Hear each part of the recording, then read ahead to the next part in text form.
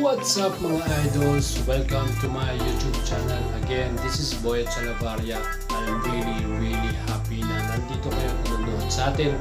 And today's video, we will talk about yung bagong labas ng Suzuki Philippines na 4 na modelo.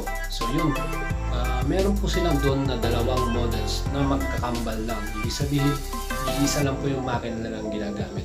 And most of the parts, yung shock, yung lights, yung panel, and yung mga disc brake, pare-pareho lang po. So yun, ang pag-usapan po natin today is about yung Gixxer 250cc nila.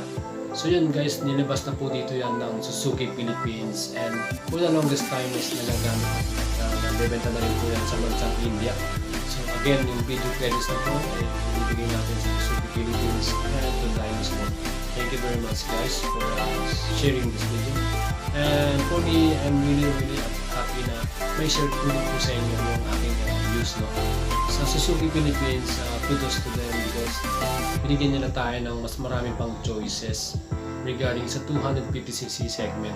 Kasi as of now, marami po naglalabas ngayon ng 250cc or higher than 300cc. So again, maraming brand dyan eh. So again, dito sa Suzuki, maganda po yung nilabas nila guys. Kita naman ninyo po itong bagong labas nila na Suzuki SF 250. Ito yung sport version po nila guys. And with the color na MotoGP decals, talagang panalo na. Pangkarera po ang dating. So mahilig mga rera dyan, yung mag-racing dyan. Itong parang sa inyo, itong SF 250 sport version ng Suzuki Gixxer na. So guys, yung makina niya talagang panalo na rin. 250cc, mostly yung top speed nito nasa 150 kph or lower than. Pero mabilis na yun guys ha. Sa 250cc talagang tingin ko yung mahilig mag-racing dyan, talagang mag-enjoy yan guys. Again, yung quality ng pyesa ng Suzuki talagang di-calibrate na to. So hindi natin matatawaran yan. Suzuki from Japan. No? Again, yung ating bagong labas na Suzuki Gixxer Sport SF250, talagang quality talaga yung itsura mo. Formado sport version na. So makita nyo talaga na yung kanyang panel talagang ayos din. Yung kanyang light, headlight is LED, yung kanyang tail light LED, yung kanyang rear shock adjustable, yung kanyang disc brake, ABS. What more you can ask for? And what is the best about sa lahat ito? Yung kanyang presyo guys, 250cc po, pero itong sport version nila is 175k or 175,000 pesos lang. So again guys, I'm located po rito sa Pangasinan and I'm calling to all Suzuki lovers na. So guys, meron po siyang another version nito, yung naked type. Yun yung Suzuki Gixxer Street, tinatawag nila. So ito ay 250cc rin.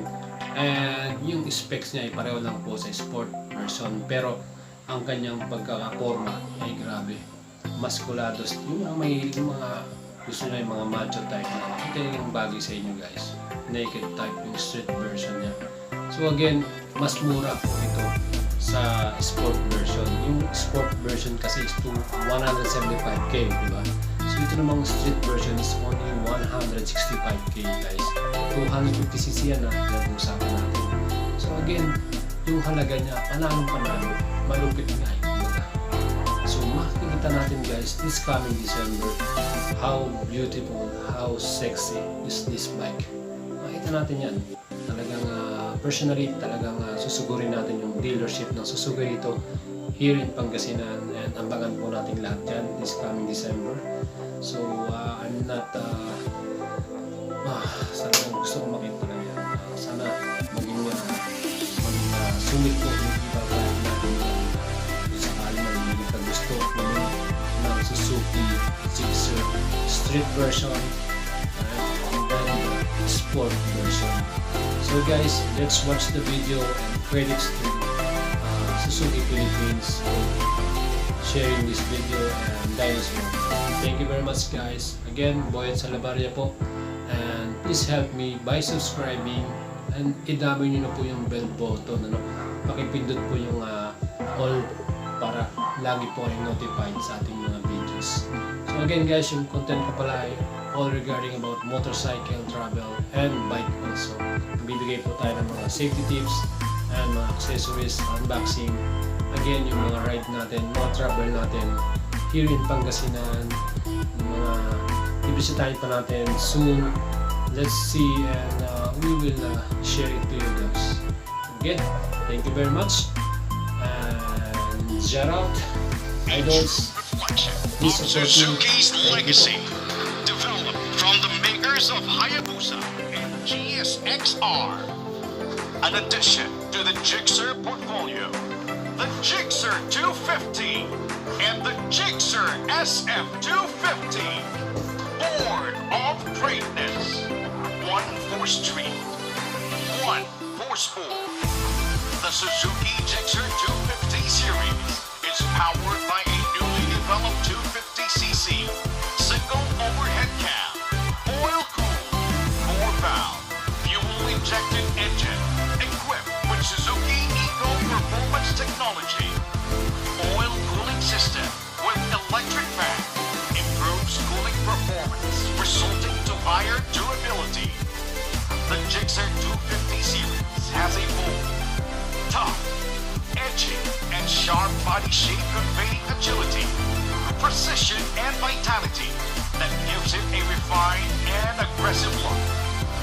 With sporty LED headlight and taillight, inverted instrument panel for a more elegant look and better visibility, a dual exhaust muffler, and split seat, suiting the sporty character of new Gixxer 250, ensuring easy access on the ground and for better thigh grip, high rigidity frame and swing arm to make Suzuki Gixxer 250 and Gixxer SF 250 more stable and durable. 7-step adjustable rear suspension for a more comfortable ride. Large diameter front disc brake for high braking force. And dual channel ABS system that prevents the wheels from locking up. The Gixxer 250 is available in metallic matte black with an SRP of 165,000 pesos, while the Gixxer SF 250 comes in special edition Triton blue and silver at an SRP of 175,000 pesos. Right ahead with the Gixxer 250 and Gixxer SF 250. Born of greatness. Available in December.